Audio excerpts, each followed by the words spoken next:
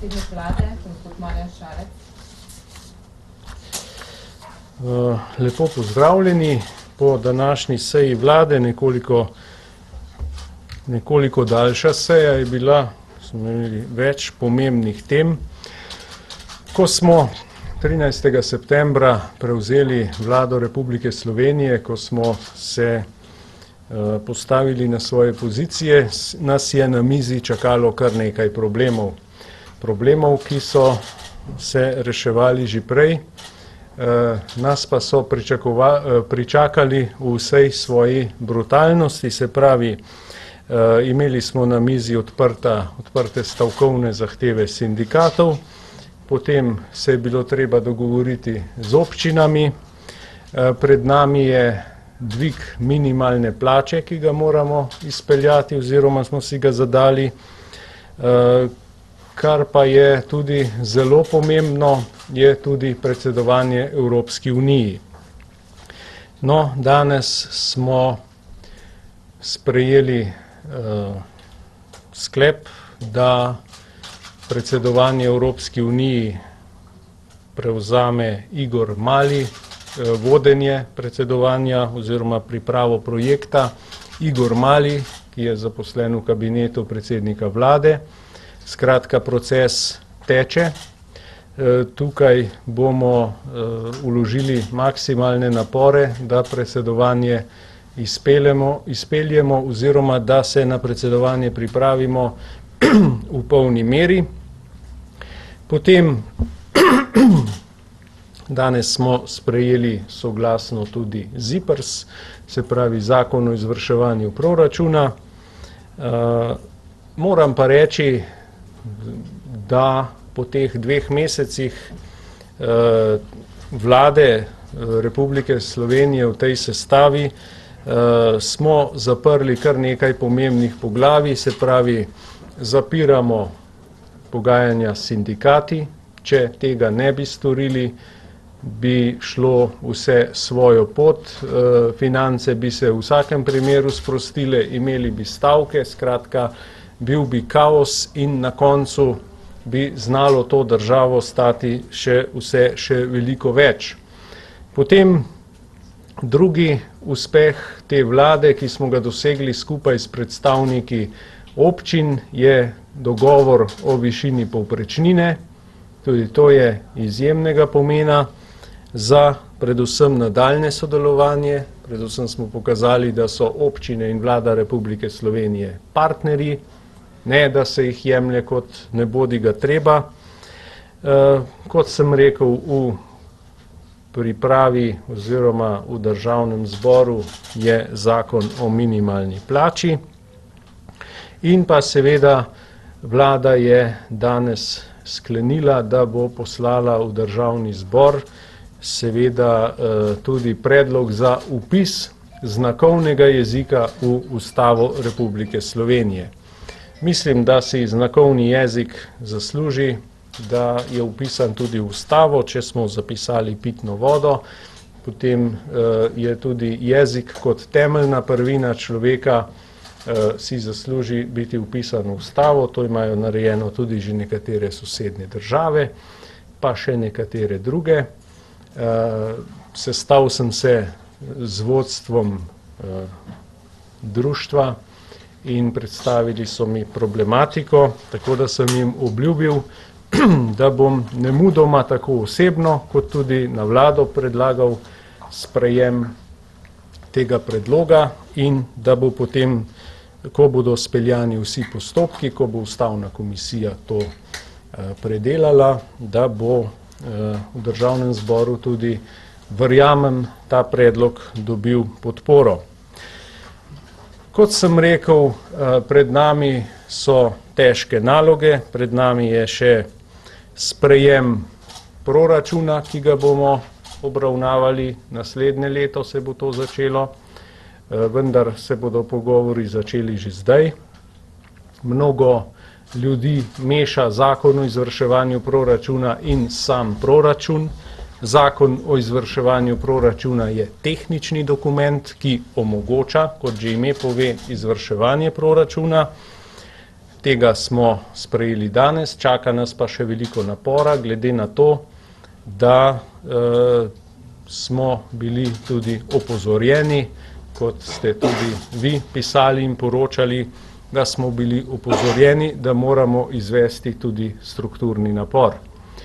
To pomeni, da denarja ni na pretek. Moje osebno mnenje je, da je sicer dobro, da omogočimo ljudem človeka vredno življenje in da ga moramo, vendar bodo morala ministrstva hkrati vložiti tudi napor in pripraviti tudi določene strukturne ukrepe, kajti eno brez drugega ne more funkcionirati. Če se dotaknem še tako pereče teme, v zadnjih dneh, se pravi upokojencev, zdaj trditi, da se samo ena stranka zavzema za upokojence, ostali pa ne, je precej pretenciozno. Mislim, da se vsi, ki sedimo v vladi Republike Slovenije, zavzemamo in se moramo zavzemati za vse skupine ljudi v Republiki Sloveniji. Kot predsednik vlade moram videti širšo sliko in ga ni nikogar, ki si ne bi želel izboljšati položaj tako upokojencev, kot tudi drugih članov naše skupnosti, ki se ji reče Republika Slovenija. Zdaj, bilo je kar nekaj polemik v teh dneh, sicer ne z moje strani, bilo je nekaj nerodnosti pri dogovarjanju med dvema partnerjema. Moram pa reči, da trditi, da se samo ena stranka zavzema za upokojence, je malce pretirano. Mislim, da vse stranke, ki smo v vladi, moramo stremeti k temu, da bodo vsi državljanke in državljani živeli človeka dostojno življenje. Zato ne pristajam na takšne oznake in ne pristajam niti na to, ko bomo slišali v javnosti, da kako so eni hoteli izboljšati status upokojencev, pa drugi niso bili za. Ker mi v vsakem primeru s predlogom ministra za finance izboljšujemo status upokojencev, mi dvigujemo transferje, tako da ne drži trditev, da bi minister za finance ali sam bila tista, ki bi to preprečevala. Mislim, da ljudje znajo ločiti med objektivnim gledanjem in kakšnim drugačnim gledanjem.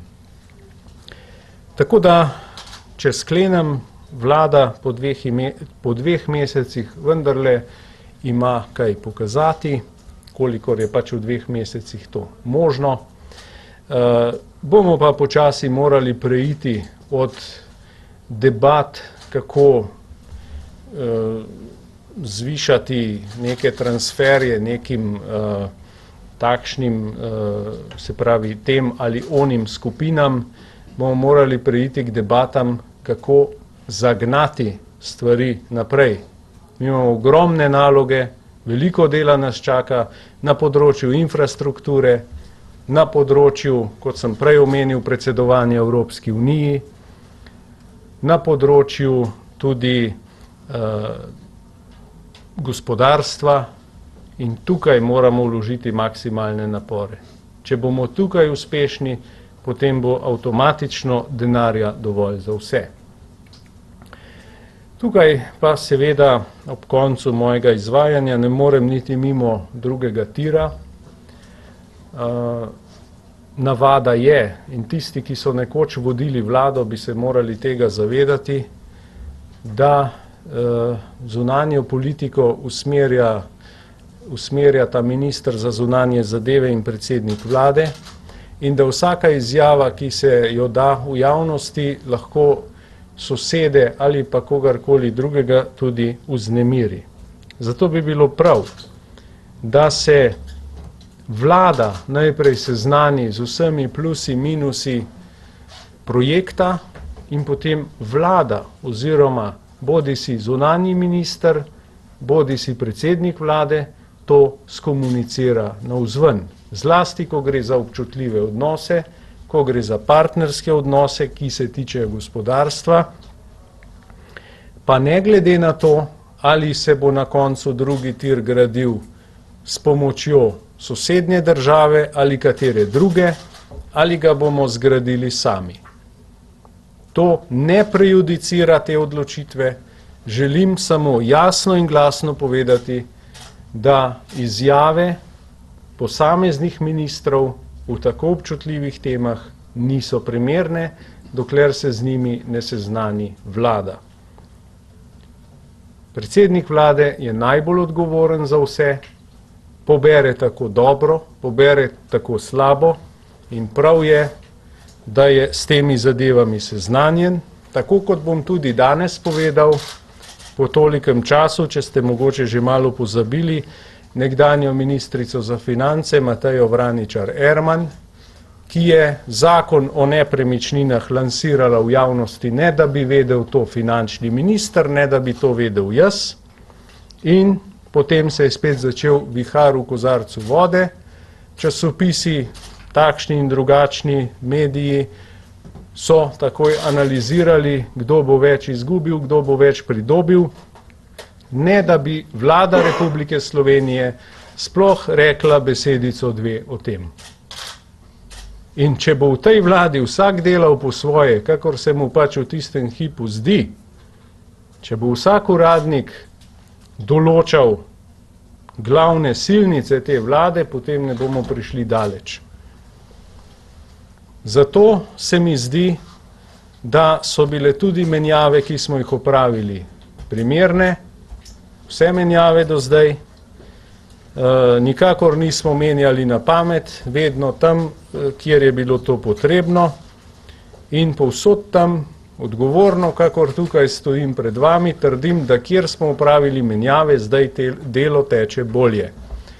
Veste, v tej državi tudi še kdo drug kaj ve, ne samo tisti, ki so že 20 let na enih in istih položajih. In kot državljana Republike Slovenije me moti, da so vedno samo eni in isti poklicani za neko delo, drugi naj bi pa to spremljali od strani in potem mogoče bili pripuščeni zraven, če je to potrebno.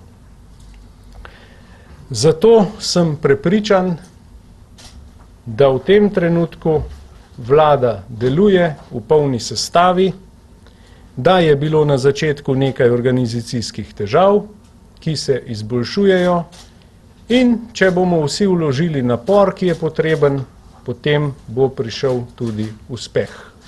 Hvala lepa. Vaše vprašanje, izvolite. Predsednik vlade, če lahko pojasnite, rekli ste, da je bil ZIPRS soglasno sprejet. V primeru, da danes ena stranka ne bi sprejela tega zakona, ki ga predlaga Ministrstvo za finance, bi še imeli koalicijo. Lahko pojasnite, kakšne besede ste namenili predvsem stranke Alenke Bratušek okolice, da? In pa pred časom ste dejali, govorim pa zdaj o proračunu, da če proračun ne bo sprejet, da greste lahko kar vsi domov in da bodo prišli drugi. Ali to še velja oziroma ali to že pomeni, da razmišljate, da bi vezali zaupnico na proračun, ko bo ta na mizi? No, proračun je temeljni dokument, brez proračuna ne moreš delati in normalno je, da če ga nimaš, potem nimaš kaj delati, ne? To je narava stvari, pa če jaz kaj rečem ali pa nič, ne? Seveda to še vedno velja, proračun bo treba zapreti, vemo, da imamo težave, da Bruselj tudi opozarja, da denarja v blagajni ni toliko, kot je bilo pričakovano, čeprav so nekateri, ko sem izbiral ministre, so bili nekateri zelo zaskrbljeni za fiskalno vzdržnost, potem so pa ravno tisti zapustili tak proračun, da bi se človek včasih lahko zjokal, pa še kakšno tožbo Evropske komisije so nam pridelali, v višini kakšnega milijona evrov pa tako naprej. To se nanaša naprej omenjene menjave, ne? Tako da situacija ni lahka, situacija je zelo komplicirana in ni taka, da bi vsak skakal po svoje in razlagal naokoli, kako je v blagajni dovolj denarja in kako se pri 10 milijardah pa najde 100 milijonov kar tako. Jaz popolnoma zaupam ministru za finance. Minister za finance je strokovnjak, je pokazal v teh 2 mesecih veliko mero tudi pogajalskih sposobnosti in če mi minister za finance reče, da je tako, bom seveda prej verjel njemu, kot pa komu drugemu. Zato še enkrat ponavljam, če proračun drugo leto ne bo sprejet, potem pač ne bomo imeli kaj početi in bomo šli lahko domov. Vlada pa seveda mora biti toliko pametna, da bo pripravila predlog tak, ki ga bo seveda državni zbor tudi podprl. Bo pa državni zbor tudi moral biti razumen in vedeti, kje so omejitve, kje so še možnosti, pa tudi ministrstva bodo morala pogledati po svojih omarah, če je še kje kakšna stvar, ker doslej v 2 mesecih smo samo dobili predloge za višanje transferjev. Pa to ne leti samo na upokojence. Vsi, ki smo v vladi Republike Slovenije, vključno z mano, upokojence zelo spoštujemo, jim skušamo omogočiti čim lepše življenje, vemo, da so trdo delali vsa leta, je pa res, da se z njimi ne hvalimo, ker jih preveč spoštujemo in jih nimamo samo za 600 000 volivcev, ker pač hodijo voliti. SAB še ostala v koaliciji, če danes ne bi sprejela ZPS? Ja, niso kazali velikega namena oditi, kolikor vem. Sledi vprašanje financ, izvolite. Pozdravljeni, Petra Sovdat, Finance. Kakšen je zdaj dogovor glede upokojencev in v bistvu me zanima še, od kje boste vzeli denar in tako za povišanje mase plač za službence v javnem sektorju in za upokojence? Za menoj bo tukaj nastopil minister za finance, ki bo šel bolj v detajle in vam bo z veseljem vse pojasnil, tako da gospa Sovdat, verjamem, da mi tega ne boste zamerili, če ne bom zdajle, bo takoj prišel potem minister. Sledi vprašanje dela, izvolite. Gospod predsednik, če se vrnem k rebalansu, tam bodo potrebni določeni rezi, da bomo pač usklajeni. Zdaj seveda odločitev o tem, kje rezati, bo politična. Zdaj, kje vi vidite kot predsednik vlade, kje vi vidite možnost, da bi kaj prihranila? Tako naložbe, subvencije, na katerih področjih boste vi kot predsednik vlade iskal prioritete za reze in prioritete za nekje za višanje izdatkov? Bilo bi zelo nekorektno, če bi na ministrstvih zdajle od mene iz medijev izvedeli, kje bomo rezali. Najprej se moramo z ministrstvi usesti, pogledati za zaprtimi vrati. Upam, da nam bo to uspelo, ker danes seveda kamere vabijo kot sirene mornarje včasih, se jim ne morejo upreti in potem kakšna stvar prehitro uide v javnost in so potem zapleti. Tako je bilo z obdavčitvami, tako je bilo z potem tudi nepremičninskim davkom, pa še čem. In potem so ljudje po nepotrebnem vznemirjeni. Tako da tudi vi, upam, ne boste zamerili, če vam zdajle ne bom konkretno postregel, ker me bodo potem seveda napadli oziroma se bodo počutili užaljene, če bodo izvedeli iz medijev na posameznih ministrstvih. Z ministrom za finance pa pripravljava razrez oziroma pregled, kje bi se to dalo. Je pa to, kot ste povedali, pravilno politična odločitev. Še zadnje vprašanje, izvolite. Hvala, Sabina Nota, Televizija Slovenija. Omenili ste državni zbor, rekli ste, da bodo morali stranke razumeti, koliko je denarja, ampak tukaj se očitno odpira še fronta z Levico. Včeraj so dejali, da se želijo z vami še pogajati, želijo več socialnih transferjev v zameno za manj denarja za obrambo. In pa še prosim komentar na napoved oziroma zahtevo za vložitev za referendum glede globalnega dogovora o migracijah. No, če začnem z zadnjega vprašanja, sej v tej stranki so referendumi postali tako kot tvitanje tudi vsakodnevno orožje za pač sproščanje negativne energije, tako da včasih smo imeli, ali pa kdo ima tisto, ko v pesti stiska, oni se pa pač sproščajo na ta način.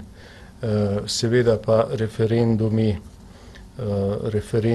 tudi na take teme ne vem, koliko so smiselni, glede na to, da nismo imeli referenduma za Kjotski protokol, pa nismo imeli referenduma za druge takšne deklaracije, tudi za svet brez jedrskega orožja.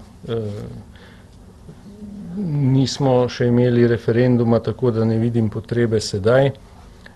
Je pa to tako, seveda, vsak bo videl zadeve po svoje, sam pač vidim to tako.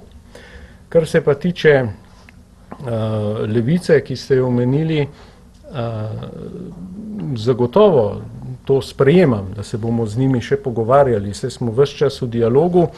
Kar se tiče obrambnih izdatkov, tukaj mislim, te dileme ni maslo ali topovi, to je že stara dilema. Kot veste, 8-kolesniki so trenutno na hladnem, to sem osebno zahteval, ker ne želim kupovati nečesa dražje, kot je to potrebno. Tukaj ima minister jasno nalogo, da pripravi analizo, da pripravi belo knjigo in pogleda nadaljne usmeritve. Kar se tiče nakupov, ki bodo izvedeni, bomo nakupili helikopterje, ki bodo pač izvajali tudi civilne naloge oziroma bodo vozili ponesrečence oziroma izvajali nujno medicinsko pomoč, pravilno rečeno. In pa seveda bomo namenili sredstva v kibernetsko obrambo. Se pravi, kibernetska obramba je praktično postala, kibernetsko področje je postalo novo področje vojskovanja, postala nova fronta, ki se je pa mi še premalo zavedamo in smo zelo šibki tukaj. Tako da bomo tja vlagali in seveda bomo vlagali tudi v področje zaščite in reševanja, ki tudi sodi pod obrambni resor, ker se nam to zdi nujno. Skratka, vse izdatke ali pa večino njih, ki jih bomo imeli, bomo poskušali razporediti tako, da bo imela tudi civilna sfera oziroma državljanke in državljani čim več od tega. To je moja usmeritev ministru in za njo tudi stojim. Kar se pa tiče bojnih bataljonskih skupin, je pa, kot sem rekel, najprej je treba videti, kaj je dražje, kaj je cenejše, da ne bo spet Karel Erjavec tisti minister, ki bo spet na mizi dobil nakup oklepnikov in se mu bo zgodovina ponovila. Se pravi, takrat je bilo tako, da ga je to pričakalo, danes bi ga lahko spet.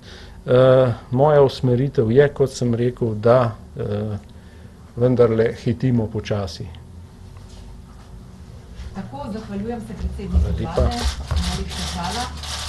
Lep dan.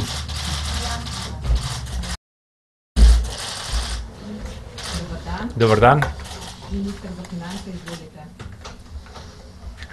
Vlada je danes obravnavala in sprejela predlog zakona o spremembah in dopolnitvah zakona o izvrševanju proračunov Republike Slovenije za leto 18 in 19, ki ga je pripravilo Ministrstvo za finance. Sprejela ga je soglasno in v celoti, torej v nespremenjeni obliki, kot ga je pripravilo Ministrstvo za finance. Z tem dokumentom, ki je seveda prvi dokument v koraku, nadaljnjih korakov sprejemanja proračunskih dokumentov, kot veste, moramo sprejeti še rebalans 2019, je pa to ta dokument, ki kaže usmeritev in način, kako bomo delovali tudi v smeri priprave rebalansa 2019. Koalicijski vrh in se je zaobvezal, da bo proračun oziroma rebalans 2019 uravnotežen. To pomeni, da nadaljujemo z javnofinančno konsolidacijo in da bodo prihodki v tem rebalansu 2019 višji, kot bodo odhodki oziroma izdatki v tem letu, kar pomeni, da bo pozitivni saldo sektorja država. Drugi ukrep, s katerim smo se zavezali, je, ki sicer ni vezan direktno na ta ZIPRS, ampak v nadaljevanju priprave rebalansa 2019, da bomo nadaljevali z zmanjšanjem javnega dolga. V okviru ukrepov, ki so predvideni in ki imajo finančne posledice predloga zakona za državni proračun, bi izpostavil mogoče nekaj pomembnejših, in sicer je v ta ZIPRS vključena povprečnina za občine. Kot veste, je bil sklenjen dogovor, včeraj sem ga tudi podpisal z občinskim scenarij, torej predhodno je bil podpisano pismo v nameri, včeraj smo podpisali še dogovor po sprejetju tega pisma na vladi, ki predvideva, da bo višina povprečnine za občine v letu 2019 573,5 evra, kar pomeni dodatnih 32,5 milijonov sredstev za izvajanje zakonsko določenih razvojnih nalog slovenskih občin. Druga večja postavka v tem delu so pa seveda del, ki se nanaša na pokojnine. Naj uvodoma povem, da že v osnutku proračunskega načrta, ki je bil posredovan 15. oktobra v Bruselj, smo predvideli določene ukrepe. To so bili ukrepi, bom rekel, ki smo jih podedovali iz predhodnega obdobja, kjer niso bili sprejeti neki dodatni omejevalni ukrepi ali pa so se sprostila določena sidra in smo seveda pač v skladu z zakonskimi zahtevami te zadeve vključili. En ukrep, ki se nanaša v tistem osnutku proračunskega načrta, ki seveda ni enak kot stari proračun, da še enkrat, bom rekel, dopolnim to zadevo, ker ta dilema se še vedno pojavlja, je, da smo predvideli že v osnutku proračunskega načrta dodatnih 130 milijonov za redno usklajevanje, 2,5% usklajevanje pokojnin in sedaj skupno z 18 milijoni zaradi povečanega letnega dodatka za upokojence, k že predvidenim zadnja ocena za letne dodatke za 2018 je 122 milijonov, torej bo skupna številka 140 milijonov sredstev za letni dodatek ali pa regres za upokojence v letu 2019. Ravno tako smo z ZIPRS-om potrdili izredno usklajevanje pokojnin. Kot veste, v tem delu glede na gospodarsko rast je ta 1,5-odstotna in sicer smo to predvideli z decembrom 2019, torej ukrep bo začel veljati z decembrom 2019 in znaša 7 milijonov dodatnih sredstev izredne uskladitve pokojnin. Torej v dveh segmentih z redno 2,8-odstotno in izredno 1,5-odstotno, ta del z veljavnostjo decembra 2019 usklajujemo pokojnine. Dodatna sredstva 18 milijonov pa smo predvideli k 122 in to je 140 milijonom za letni regres. Torej, če to seštejemo, vidimo, da je številka visoka. Jaz mislim, da so si upokojenci to z minulim delom tudi zaslužili. Torej, njim ne dajemo, to so oni na nek način z minulim delom tudi že zaslužili. Torej, v tem delu smo to skupino državljanov, če rečem upokojencev, jaz mislim, da ustrezno obravnavali in uredili to zadevo. Se pa seveda na vladi zavedamo, da so še številne druge skupine državljanov in državljank v tej državi in skušamo seveda poiskati rešitve, ki bodo primerne, ustrezne in seveda na drugi strani tudi skladne z javnofinančnimi zmožnostmi te države uredili v rebalansu 2019. Predsednik je pred mano že govoril o javnih uslužbencih, ravno tako je omenil občine. V nadaljevanju bi jaz mogoče samo povedal, da smo v ZIPRS-u predvideli še 3 postavke za zmanjšanje, in sicer so 16 milijonov za neusklajevanje transferov posameznik in gospodinstvo in 5 milijonov za neusklajevanje mej dohodkov. Tu pa gre v bistvu za indeksacijo, torej se v tem delu nič ne jemlje, samo povečalo se ne bo dodatno za stopnjo inflacije. Torej gre za 2 manjša ukrepa.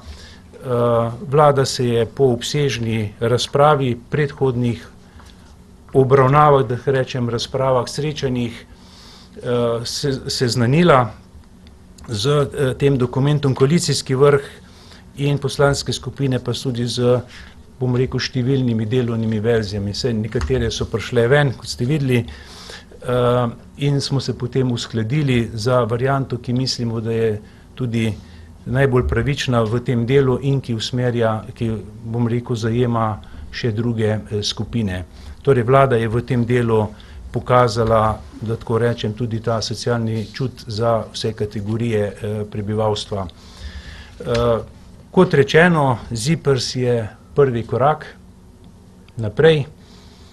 Čaka nas pa zdaj zelo zahtevno, dolgotrajno, verjetno tudi mukotrpno usklajevanje glede posameznih postavk proračuna, pravzaprav vseh 4 postavk proračuna. Kot veste, moramo to zadevo uskladiti oziroma jo imeti pozitivno na nivoju salda država, tako imenovani S13 saldo, ki zajema vse 4 blagajne javnega financiranja, poleg državne blagajne in občinskih blagajn tudi zdravstveno blagajno in upokojensko blagajno. Torej na tem nivoju moramo zagotoviti pozitivni saldo. Se bom vrnil nazaj na letni dodatek, sem pozabil omeniti, ta se bo izplačeval v 5 razredih, lahko jih tudi preberem. In sicer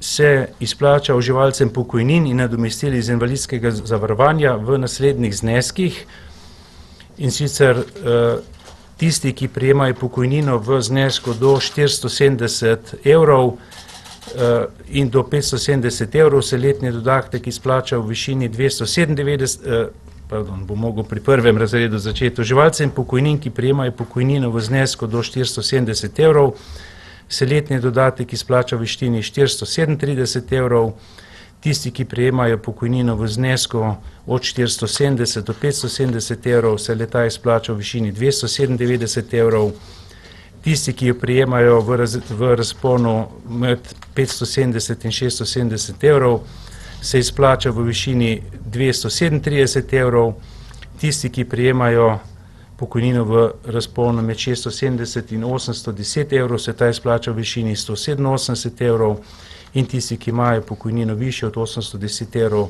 se ta izplača v višini 127 evrov. Torej, na nek način smo tudi tu pogledali, da je socialno pravično, na nek način je to socialni korektiv v nižjih razponih, na drug način se pa daje sicer manj, tudi v zgornjem razredu, ker so pač ti v tem delu več v preteklosti izplačali. Bi mogoče šel k naslednjemu koraku, kjer sem se prej ustavil, in sicer priprava na rebalans 2019. Mi seveda se že kar nekaj časa usklajujemo tudi v tej smeri.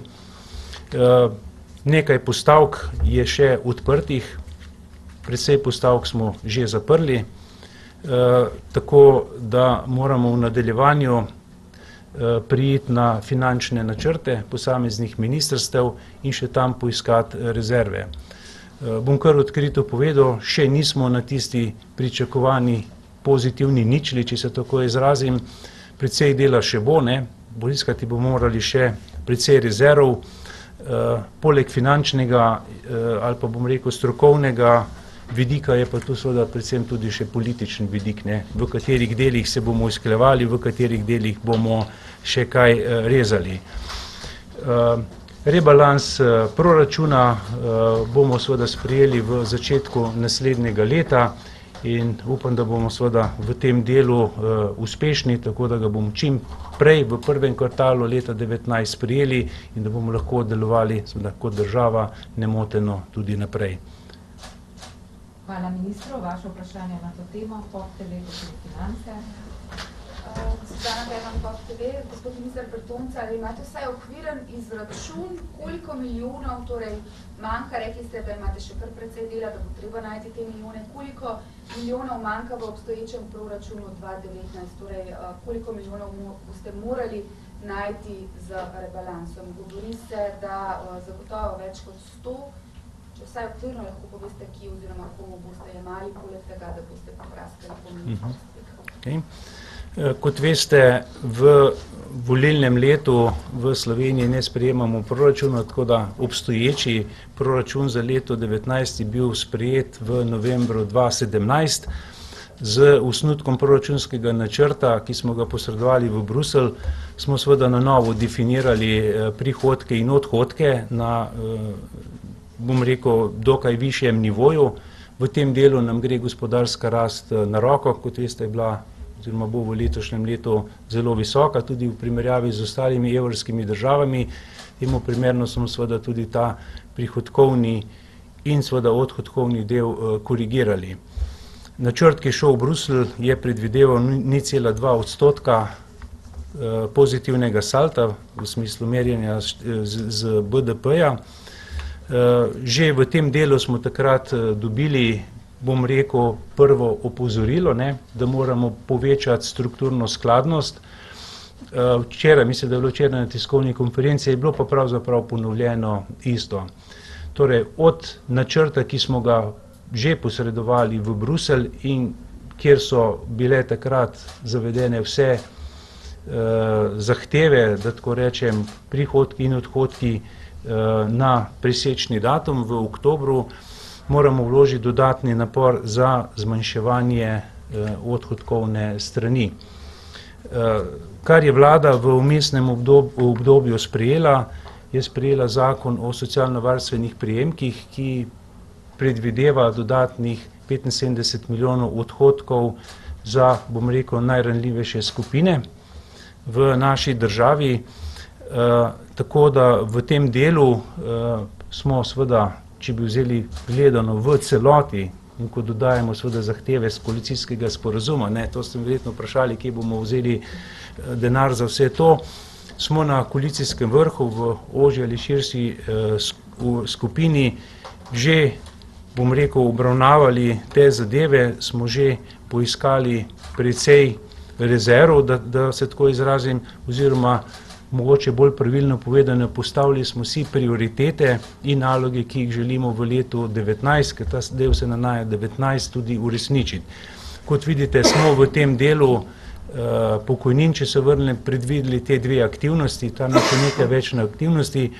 Vsi izračuni, ki nam kažejo, da vseh predvidenih zadev pa se meni zdijo, seveda, bom rekel, dobre, veliko krat seveda tudi pravične, naše javne finance v tem tako kratkem času ne zdržijo in smo seveda aktivnosti razporedili preko daljšega obdobja.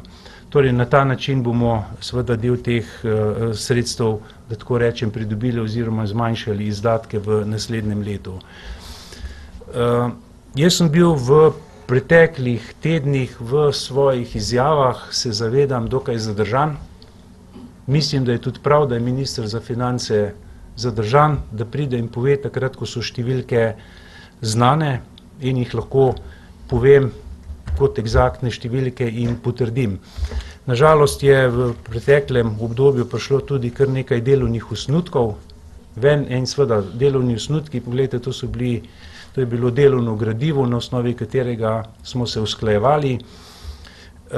Danes, ko pa smo sprejeli ZIPRS v obliki, ki ga je sicer predlagalo Ministrstvo za finance, ker se do včeraj dokončno okrog ene postavke nismo mogli uskladiti, pa smo se uskladili in jo ocenili kot ustrezno in primerno za naš okvir javnih financ, bom za to prakso in se naprej opravičujem tudi nadaljeval. Prišel bom pred vas, ko bom imel številke, ko bodo znani pogajanj v teku ali postopkov v teku, pa žal ne morem komentirati. Mogoče jih lahko do drug minister za finance, jih pa praviloma ne sme.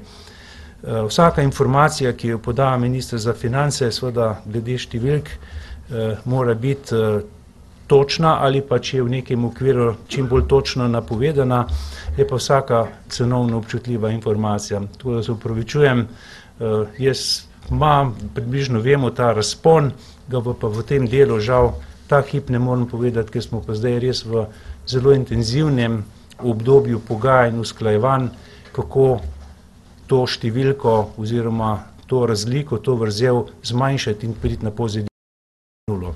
Prosim tu za razumevanje v tem delu. Vprašanje financ, izvolite na to temo. Pozdravljeni, Petra Soldat, Finance. Jaz se opravičujem, jaz sem želela podobno vprašanje postaviti, ampak izkoriščam pa vseeno možnost za to, da me zanima, vaš državni sekretar Dragonja je prejšnji teden v državnem zboru dejal, da boste preučili možnosti za morebitno ustavitev oziroma spremembo zavez glede prodaje Abanke. Kje smo zdaj s tem, pa zakaj bi v bistvu to sploh delali? To me zanima. Samo eno vprašanje, se pričujem. Najprej eno, kot bomo pa naprej. Ok, prav. Kot veste, je prejšnja vlada pooblastila z sklepom Slovenski državni holding, da izvaja postopek prodaje Abanke v imenu in za račun Republike Slovenije.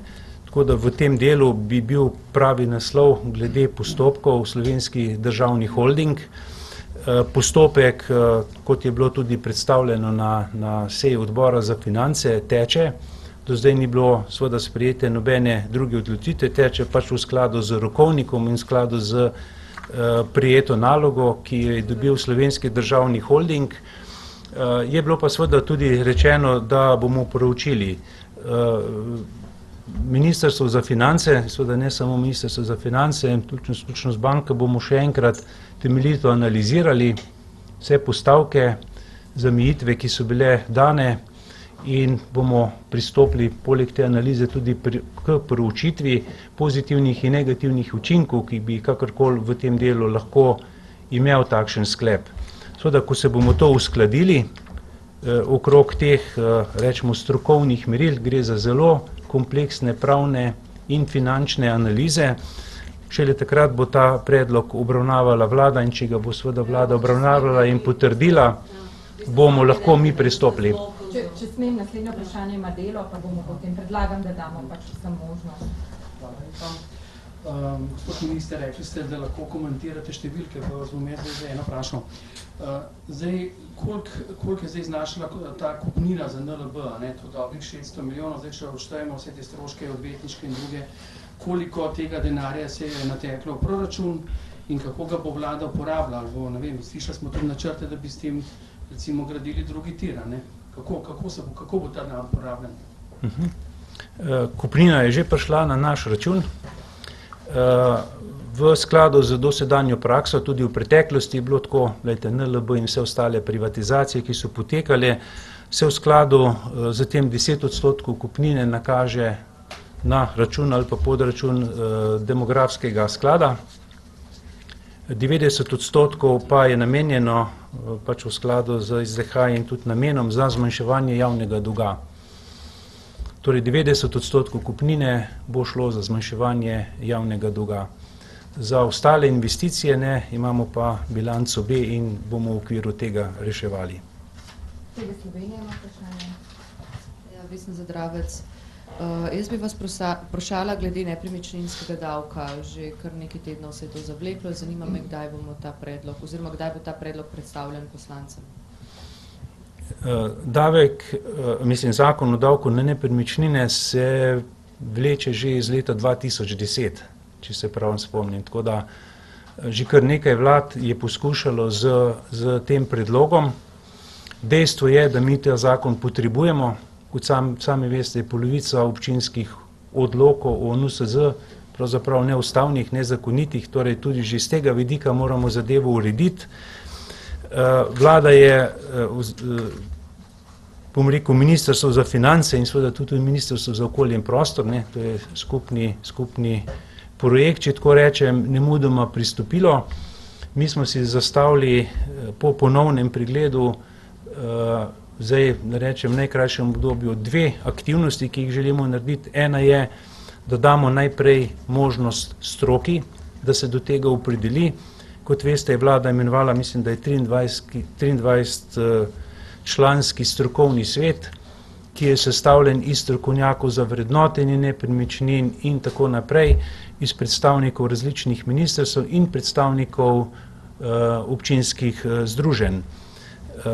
Zakon oziroma prihodki iz tega naslova, pobranje davke iz naslova nepremičnin, bodo prihodki občin, na tem se vztraja. Vse ostale, pogledajte, strokovne podlage, 3 ključne so podlaga, stopnje in seveda izjeme oprostitve, so pa zdaj plod razprav na strokovnem svetu. Tako da jaz bi v tem delu, kar sem večkrat že poudaril, dal najprej čas stroki. Mi smo takrat opredelili približno 2-mesečni rok, če bojo potrebovali več časa, nič hudega, upam, da ne bistveno več, ampak kot prvo rabimo strokovne podlage, torej dajmo najprej mesto strokovnim podlagam, da se te uskladijo. Ko bo pa stroka usklajena, smo pa itak predvideli 2-mesečno javno razpravo, najširšo javno razpravo, v katero se lahko vključijo vsi deležniki. In seveda takrat bi pravzaprav bil čas, ko bodo strokovne podlage usklajene na strokovnem nivoju med ministrstvi, lokalnimi skupnostmi in s predstavniki stroke, torej iz te panoge, pa bo 2-mesečna javna razprava, kjer se bo pač izkristalizirala stališča ali se usklajevala stališča, karkoli že bo potrebno. Glejte, v tem delu nas, bom rekel, kako bi te imenoval, je res nastal vihar v kozarcu vode glede tega, in imamo zdaj na mizi, bom rekel, zelo veliko predlogov, mnenj, stališč, največ pravzaprav iz tega naslova je iz naslova oprostitev izjem, tako da vse različne sugestije, ki sem jih jaz do zdaj slišal, so bile v smislu različnih oprostitev. Razprave, ki sem jih slišal, ali predloge v javnosti, tudi okrog neke enote davčne stopnje, kar predlaga IMF, mislim, da to za naš čas, naše okolje v tem trenutku ni sprejemljivo. Bi pa rad poudaril nekaj, mogoče samo ključnih postavk, da povem, da ne bo nejasnosti. Mi za tem zakon kot prvo želimo urediti neustrezno, velikokrat nezakonito stanje na tem področju. Zadeva se že predolgo vleče se že 8 let in imamo trdno voljo, da to zapremo čim prej.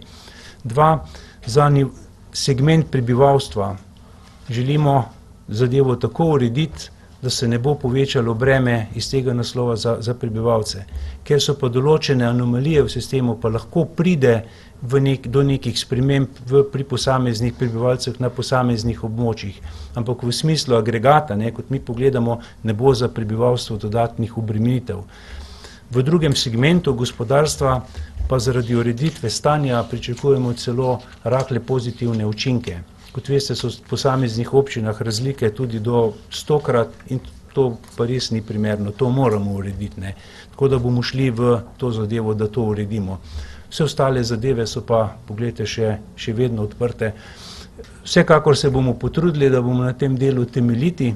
Mi si ne želimo, Ministrstvo za finance si ne želi, da bi bil predlog zakona ponovno obravnavan na sodiščih ali na ustavnem sodišču. Vsekakor bomo se potrudili, da bo pripravljen ta zakon in mislim, da bo po najširši javni razpravi, ki bo skladen z slovensko zakonodajo. Ampak kdaj, minister? Vprašanje bo kdaj? Kdaj bo v državnem zboru predstavljen ta nepremičninski davek? Če bomo lahko te zadeve peljali in če bo seveda tudi politična volja, potrebujemo 2 meseca za strokovne razprave, 2 meseca za javno razpravo, potem bo pa se to nadaljevalo z proceduro, kar pomeni, da bi to morali biti, če imam prav mesec v mislih, nekje maja, in seveda, če to ujamemo ta rok, in naš cilj je, da ga ujamemo, potem lahko stopi zakon v veljavo za 1.1.2020. Če ne se zamakne za 1 leto, kot veste, to je pa zakon, ki se ureja z pričetkom posameznega tekočega koledarskega leta. Tako, hvala lepa ministru. Nadaljujemo. Lahko samo eno podvprašanje. Zadnje vprašanje, če se Izvolite. Ja, vi ste sami prej rekli, da ste zelo konzervativni, a ne, pri vaših izjavah. Ne.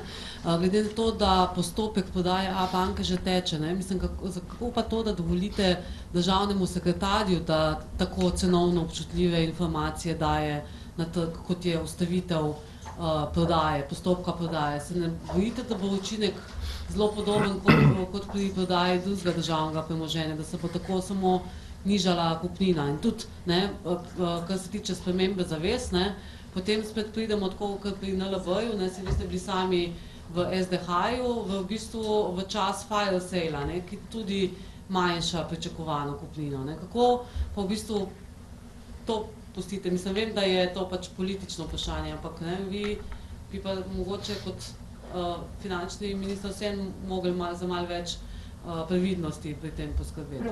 Hvala za vprašanje. Zdaj moram povedati, da državni sekretar Metod Dragonja tistih številk, ki so bile nekje na nekem portalu objavljene, ni izjavo, ne, okrog tistih številk, ne, saj kakor je meni znano in je podal potem demanti, kakor vem, na to zadevo. Kar se pa tiče postopka, pa je na tej seji odbora tudi jasno povedal, da postopki tečejo dalje. Torej, postopki, kar se mene tiče, tudi ta hip tečejo dalje. Seveda pa imamo vedno možnost, ne, da mi proučimo, jaz sem govoril o ukrepu, da bomo analizirali te postopke, ponovno pregledali in če bomo ugotovili v tem postopku kakšne možnosti, ne, pravne, potem bomo šele pripravili predlog in šele takrat bo šel na vlado. Ne. To je mnogo veliko, če ne. Ja. 30.6., to je 8 mesecev od danes. Ne.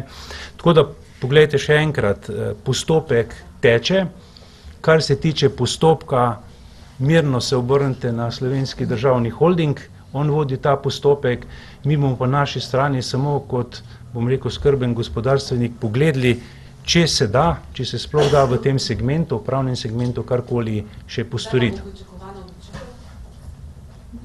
Poglejte, mi s tem delom še pričeli nismo.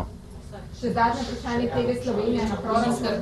Samo eno pojasnilo, me samo zanima, glede teh, ki ste rekli, povprečnina pa letni dodatek za upokojence, me samo zanima, se pravi, na drugi strani boste pridobili samo z indeksacijo. Kje ste dobili ta denar, če sem vas pravilno razumela, odkot ste v bistvu to povečanje pokrili, na kakšen način ste to povečanje pokrili? To me samo zanima. Povečanje 18, oziroma za povprečnino mislite? Povprečnina, letni dodatek, vse to, kar ste imeli z ZIPRO. Ja, povečanje povprečnine za, koliko je bilo evrov, vem, da je 32,5 milijona evrov, se bo pokrilo iz državnega proračuna. Z drugega naslova se tudi ne more in s tem se seveda potem zapre, rečemo temu, občinska blagajna. Kar se tiče pokojnin tega dela, ne, določen del predhodnih se seveda pokriva, ne, v pokojninski blagajni vemo, da se pokriva iz davkov in prispevkov.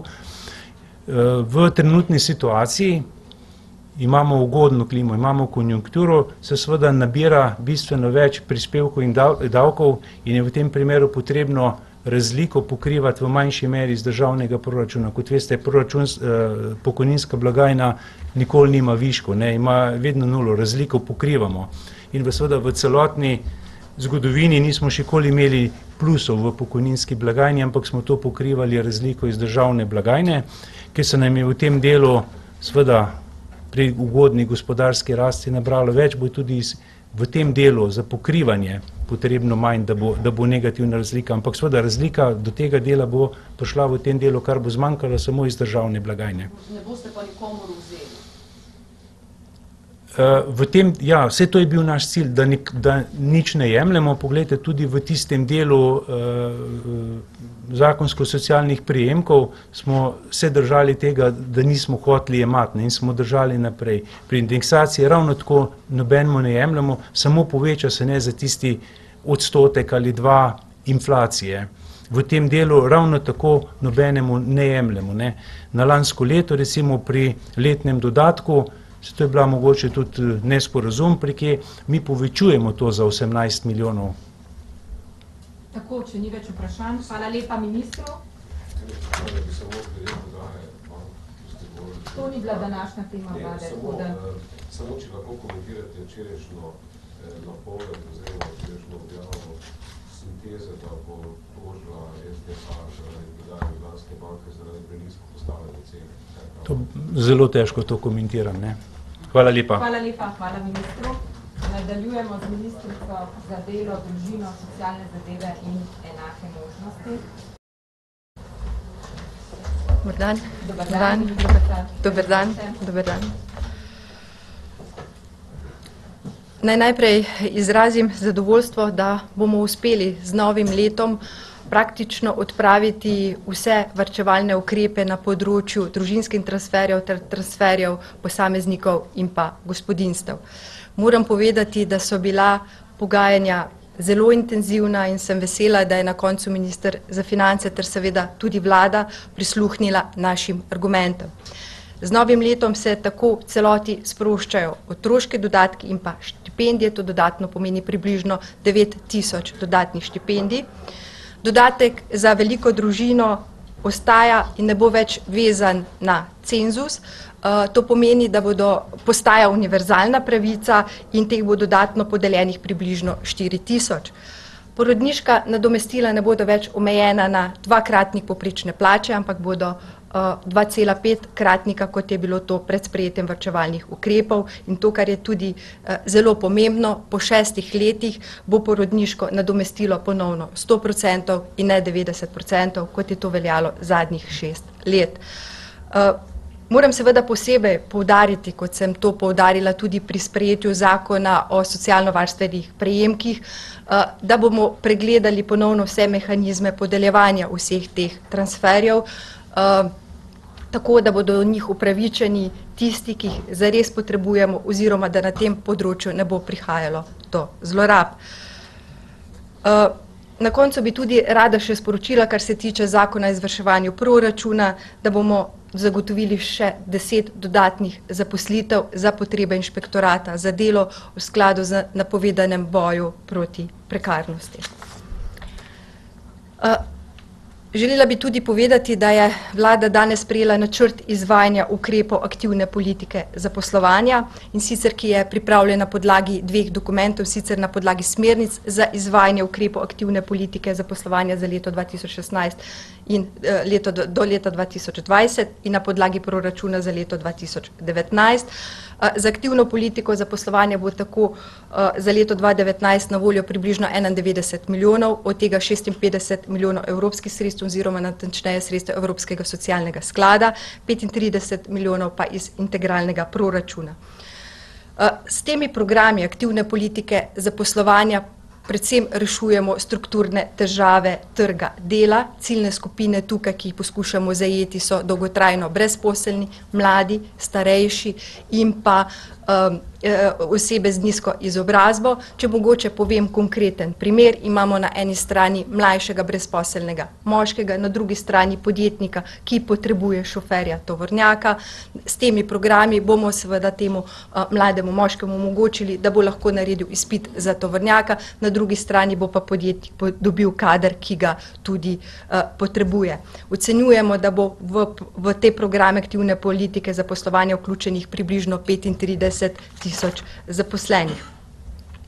Skratka, na trg dela poskušamo vključiti čim več dolgotrajno brezposelnih, mladih, starejših.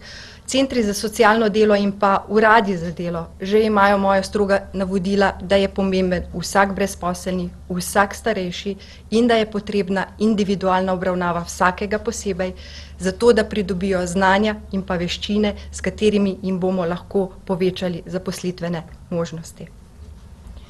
Na koncu bi tudi še rada povedala, da smo zelo zadovoljni, da so se uspešno zaključila pogajanja z sindikati in da je tudi finančni okvir takšen, ki ga je nekako predvidevala tudi že prejšnja vlada pod vodstvom dr. Mira Cerarja, kar pomeni, da je tudi finančno vzdržen. Hvala. Hvala ministrici za uvodne besede. Kakšno vprašanje na predstavljene točke? Izvolite, STA, seveda iz področja dela ministrica. Ja, Tadeja Vrtovec, STA. Mogoče glede odmernega odstotka za pokojnine. Se boste lotili tega zakonskega predloga, kot je predvideno tudi s koalicijsko pogodbo in so že nekatere zakonske pobude tudi v državnem zboru, sicer iz opozicije. Boste pripravili ta zakonski predlog za dvig ali ne? Ja, tako dvig odmernega odstotka predvideva tudi koalicijska pogodba, gre za koalicijsko zavezo. V skladu s tem bomo mi pripravili v naslednjih mesecih tudi ta predlog zakona, ki ga bomo pa seveda morali uskladiti tako z socialnimi partnerji in pa tudi širšim družbenim konsenzom in takoj, ko bo pripravljen, bo tudi dan v javno obravnavo. Izvolite, TV Slovenija. Eno vprašanje, mogoče nisem najbolj razumela prej finančnega ministra, a se določeni ukrepi, varčevalni ukrepi, a se podaljšuje, odmika oziroma postopno odpravljajo, a je tudi na ta račun se bo privarčevalo kaj denarja? Na katerih področjih govorimo o vaši politiki, ne? Na področju dela? Kot sem povedala, na področju družinskih transferjev ter transferjev posameznikov in pa gospodinjstv se seveda odpravljajo vsi ti transferji, katere sem naštela, oziroma se seveda odpravljajo vsi varčevalni ukrepi. Ostaja samo še indeksacija. Kot je že povedal finančni minister, to pomeni usklajevanje skupaj z inflacijo. S tem ukrepom, kot je tudi poudaril minister, ne jemljemo nikomur ničesar, poskušamo pa seveda nekako vse te transferje uskladiti v skladu s finančno vzdržnostjo. Če ni več vprašanj, se zahvaljujem ministrici. Hvala lepa. Tudi vam in vam želim še naprej